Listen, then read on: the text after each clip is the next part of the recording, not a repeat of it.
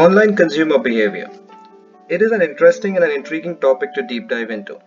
Before we start talking about the online consumer behavior and the various aspects of it, let's start by talking about the entire shopping experience. In-store shopping and the conventional ways has definitely some advantages associated with it. There is an instant gratification. You have what you buy the moment you buy it for you to have the feel of the product. You can go shopping with your family and friends and have time to reconnect. You get to meet and interact with people, and you go out and explore. The disadvantages associated with online shopping are long queues and the crowd. This can be time consuming as well as frustrating.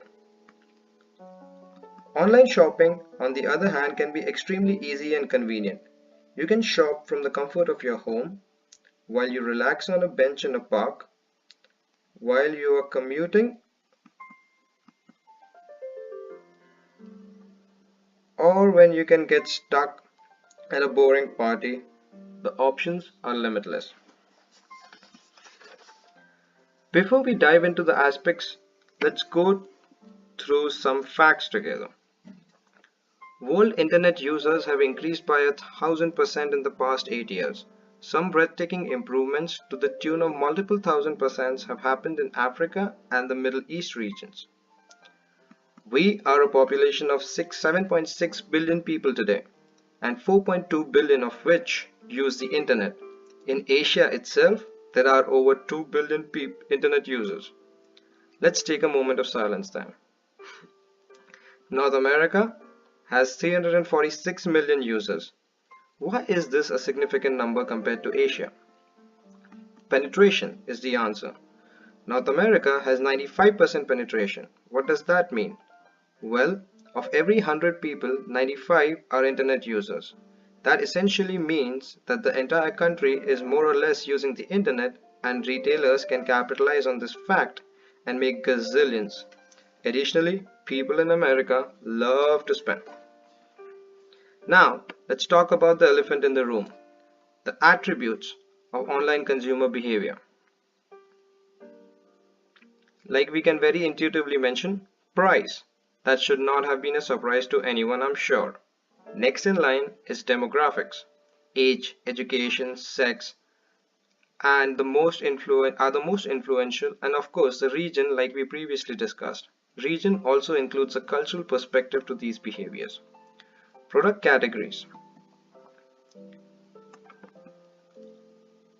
Some products are a no-brainer to buy online, while others we would not ever think of going online to buy, not in our wildest dreams. Technologies. Smartphones, machine learning, artificial intelligence, assistants like Alexa and Google have changed the game completely. Last but never the least, personal and psychological attributes. This is the trust we have in a service provider, the product, reliability, and a perceived quality. Let's go one by one, shall we? Price. We've all heard about the idiom comparing apples to oranges. Online shopping lets you do just that. Let's stick with apples. I have 3 choices of apples. Which one will I buy? They all look the same to me in all aspects. Like the true budget buyer, or let's say smart buyer. I choose the one with the lowest price. Online retailers have a magic wand called dynamic pricing. They vary the prices of the product based on the demand of the products, its awareness, and at times based on things like inventory and location. All this to ensure high profitability for them and more competitive prices to be made available to consumers. Demographics. Let's compare young and old. Young buyer is usually risk-taking, trusting, understands technology, and in general has more needs. Old buyer is more risk-averse, has some bad experiences with online shopping from the past, which makes them have their own preconceived notions and makes them less understanding. With age, the needs also depreciate.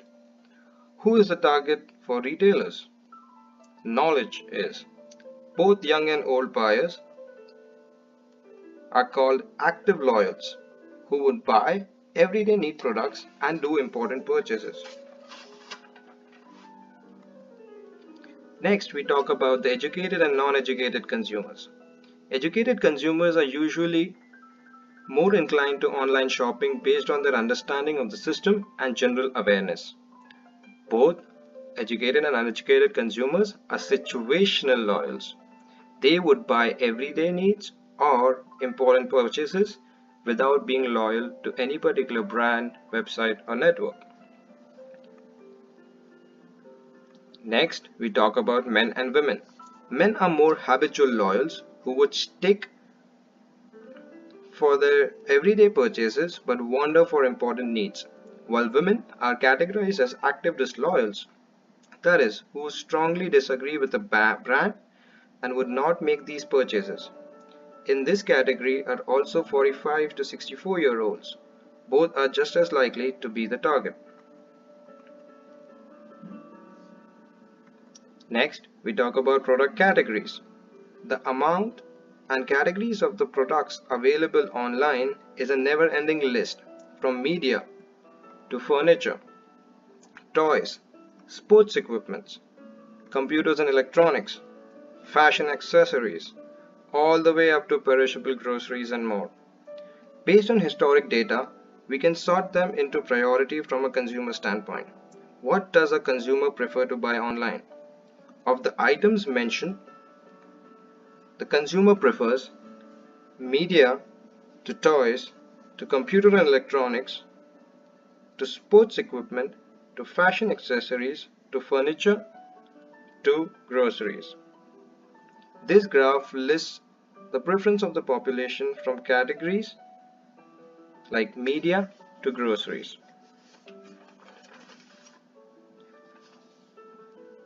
Personal and psychological attribute. A consumer bases their behavior on the past experiences. Was it not delivered on time before? Was holding the product a happy memory, if you may? Next is the perceived quality. What people say matters. How does the general populace rate the product? What challenges did they face, etc. In general, a defected product, long wait times for desired products, and the confusion arising from the plethora of options influence consumer behavior. Technology is my favorite attribute to discuss, so I will create a situation to better explain it. Let's consider that you are having a party and want to order cups. But in this hypothetical situation, you are also 10 years into the future. So the cups were already ordered when you decided to throw the party. And to top that, 4 other items were ordered to cater to the party needs.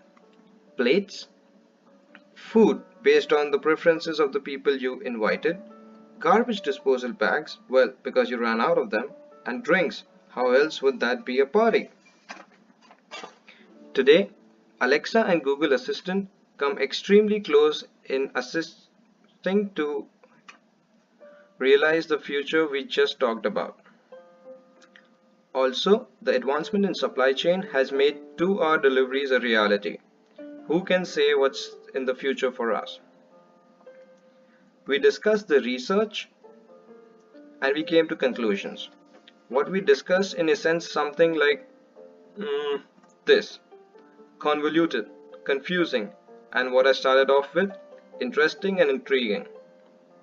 An average American spent $260 in 2001 on online shopping in a year. Today, that number is $1,950. By 2022, it is estimated to be $2,600. That's 2,600 into 365 million, that is the population, into the growth rate for the next 4 years. That sums up to trillions of dollars of the economy.